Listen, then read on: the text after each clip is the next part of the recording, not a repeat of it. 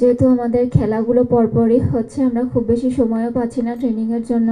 তো কোচ আমাদেরকে যেভাবে দেখাচ্ছে, যতটুকু সময় আমরা পাচ্ছি তো সেভাবে করার চেষ্টা করতেছি। আর যে 3টি টিমের সাথে খেলা আমাদের, তার মধ্যে থেকে কোরিয়ার কথা তো কোচ বললই। বাকি 2টা টিমের সাথে কোচ আমাদেরকে যেভাবে খেলতে বলবে সেভাবেই খেলার চেষ্টা করব। আর আমাদের টিমের বন্ডিং এখন আলহামদুলিল্লাহ অনেক ভালো, কারণ সাফে আমাদের হচ্ছে 23 জন প্লেয়ার সবাই গেম টাইম পেয়েছে।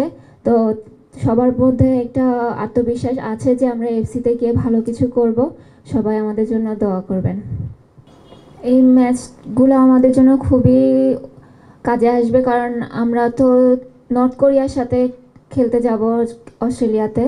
তো তার আগে আমরা হচ্ছে কয়েকজন যদি হচ্ছে সাউথ কোরিয়ার সাথে আন্ডার 20 খেলে, এই টিমের বেশিরভাগই হয়তো ওই টিমে থাকতে পারে। তো আমাদের জন্য খুবই ভালো হবে, আমাদের জন্য নতুন অভিজ্ঞতা আসবে ওখান থেকে।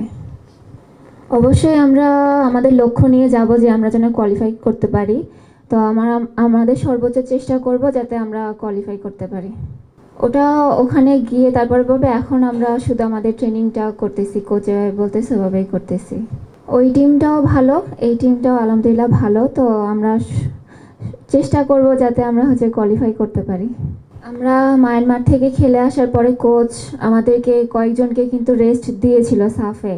আমরা কয়েকজন হচ্ছে যারা ওখানে খেলেছিলাম তারা কিন্তু মাঠে খেলিনি, বিশেষ করে আমি, স্বপ্না যারা ছিলাম।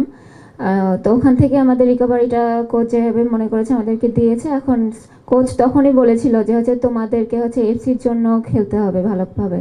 তো কোচ ওভাবেই আমাদেরকে রেস্ট দিয়েছে।